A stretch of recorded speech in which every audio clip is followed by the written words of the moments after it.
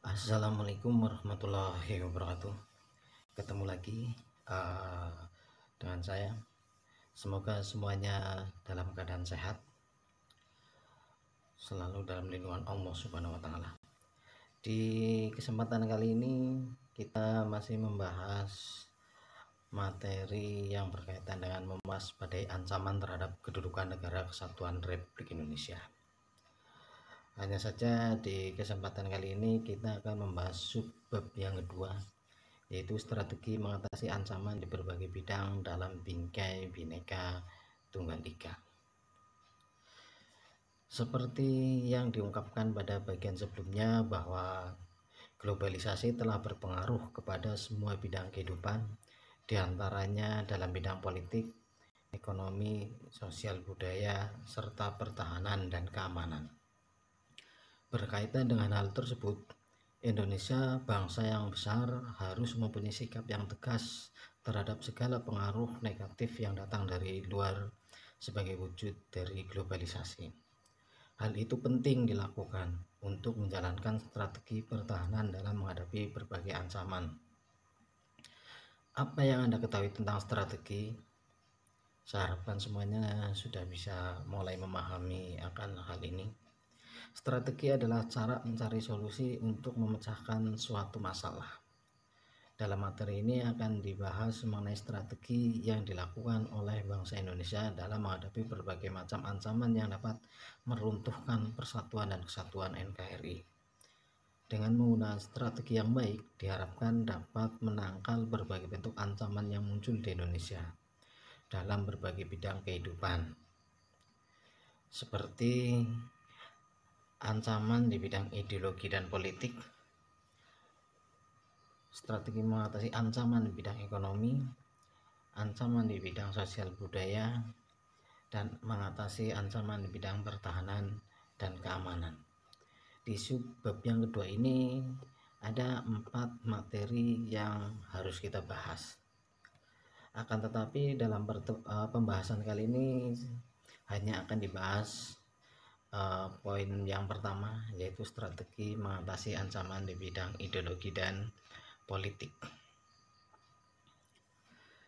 Ada 4 hal yang selalu dikedepankan ketika berbicara globalisasi. 4 hal tersebut diantaranya adalah demokratisasi, kebebasan, keterbukaan, dan hak asasi manusia.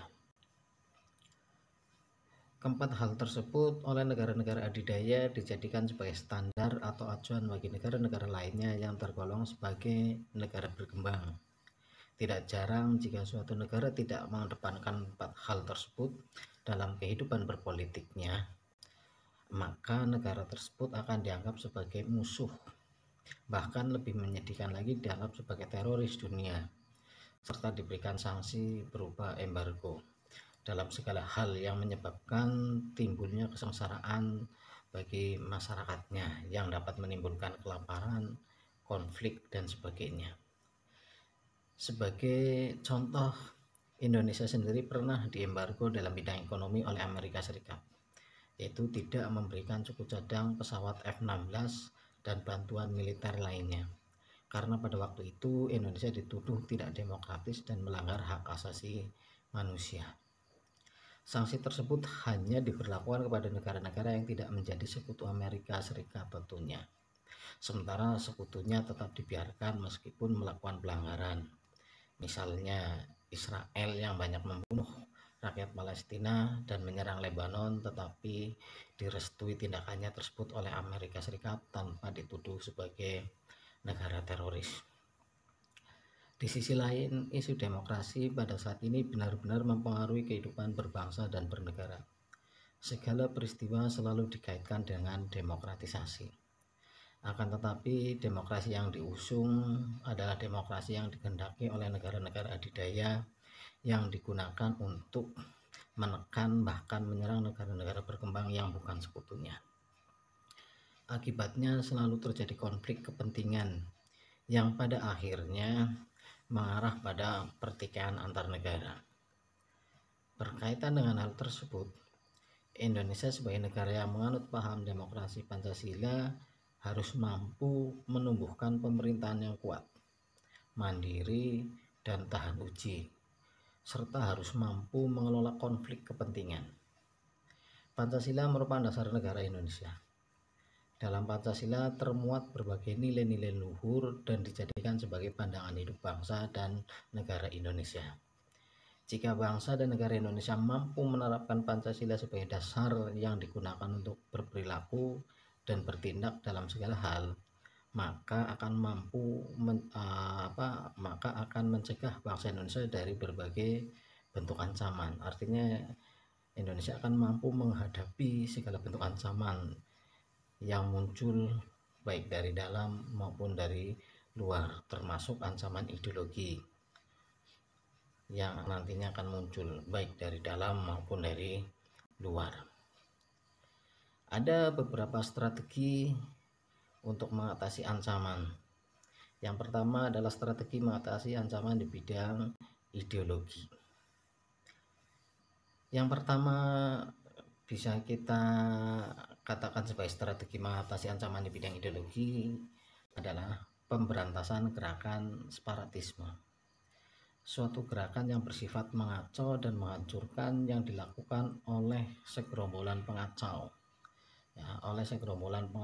Yang bertujuan untuk memisahkan diri dari ikatan suatu negara. Menurut Abdul Qadir Jailani 2001 itu berkaitan dengan gerakan separatisme. Jadi langkah atau strategi yang pertama adalah memberantas gerakan separatisme.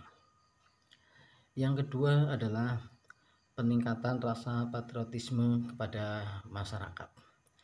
Hal ini dapat dilakukan masyarakat dan siswa tentunya dengan cara bersikap rela berkorban, yaitu merelakan sebagian kepentingan kita untuk kepentingan orang lain atau demi kepentingan bersama. Artinya kepentingan umum diutamakan di atas kepentingan pribadi atau kelompok. Yang ketiga adalah pembekalan mental spiritual. Di sini peran pemerintah harus dikedepankan, diantaranya bahwa pemerintah itu harus memberikan pembekalan mental spiritual kepada masyarakat berupa menyajikan informasi yang dapat menangkal berbagai pengaruh dari luar atau pengaruh asing yang dapat memecah belah persatuan dan kesatuan bangsa dan negara. Ini pembekalan mental spiritual yang harus dilakukan oleh pemerintah kepada masyarakatnya dalam rangka mengatasi ancaman di bidang ideologi. Yang berikutnya adalah penyuluhan kepada masyarakat tentang ideologi dan nilai-nilai Pancasila. Artinya bahwa pemerintah harus memberikan penyuluhan kepada masyarakat dengan cara melaksanakan berbagai proses pembelajaran akan ideologi dan nilai-nilai Pancasila yang dapat dilakukan secara bertingkat dan berkelanjutan. Ini biasanya yang secara bertingkat dan berkelanjutan itu adalah dilaksanakan di lembaga pendidikan, di sekolah. Jadi ideologi dan nilai Pancasila dapat dilakukan dengan cara bagi siswa khususnya, bagi anak muda, bahwa ideologi dan nilai Pancasila dapat dilakukan dengan cara mengamalkan bunyi sila-sila Pancasila yang selalu dibacakan pada satu upacara bendera, biasanya dilaksanakan setiap hari Senin atau hari peringatan nasional. Yang selanjutnya adalah menghindari perpecahan dalam masyarakat. Perpecahan yang terjadi ini biasanya karena sikap negatif yang ada dalam kehidupan masyarakat. Misalkan adanya tawuran. Ini adalah salah satu hal yang merusak persatuan dan kesatuan. Bagi pelajar, bagi generasi muda, harus memperluas pergaulan demi persatuan dan kesatuan bangsa. Tidak mudah marah dengan teman yang misalkan mengejek Anda, dan Anda harus bersikap ramah kepada setiap orang. Yang berikutnya adalah pengaruh agama harus lebih ditekankan. Artinya bahwa agama ini menjadi sesuatu yang sangat penting dalam kehidupan ini karena bisa terhindar dari hal-hal yang mungkar. Untuk itu, masyarakat harus memahami agama sesuai dengan ajarannya masing-masing agar bisa menghindari ideologi asing yang dapat membahayakan kehidupan bangsa serta merusak rasa persatuan dan kesatuan bangsa. Kemudian strategi yang terakhir untuk mengatasi ancaman di bidang ideologi adalah menerapkan norma-norma dalam kehidupan sehari-hari tentunya. Norma ini bisa dikatakan sebagai peraturan hidup yang berisi perintah dan larangan untuk mempengaruhi tingkah laku manusia dalam kehidupan bermasyarakat. Norma memberikan petunjuk bagaimana manusia harus bertindak, apa yang harus dilakukan, dan perbuatan mana yang harus dihindari.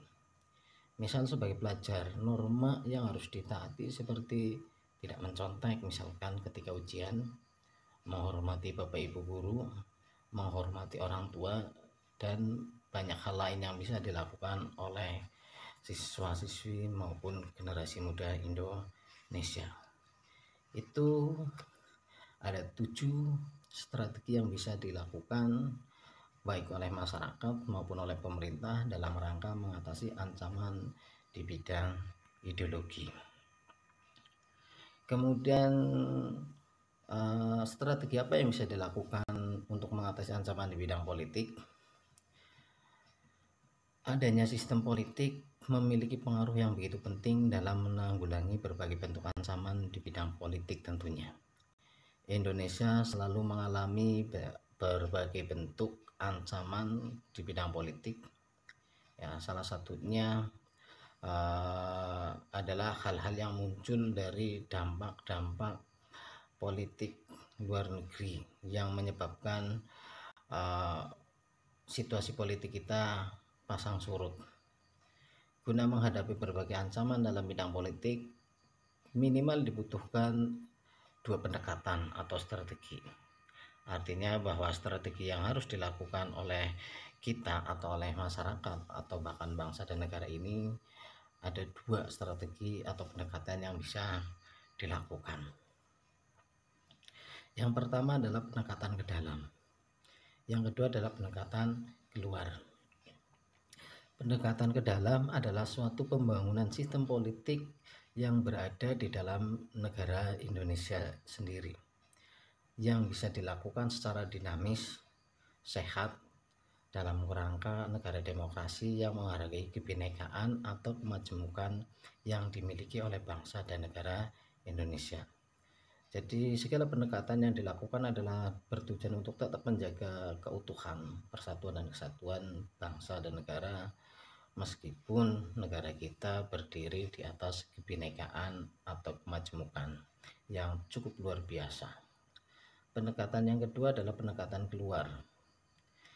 Adalah sebuah pendekatan yang dilakukan dengan cara mendinamisasikan strategi dan upaya diplomatik yang dilakukan dengan peningkatan peran dari segala bentuk instrumen politik luar negeri dalam rangka untuk membangun berbagai kerjasama dan saling percaya terhadap negara lain.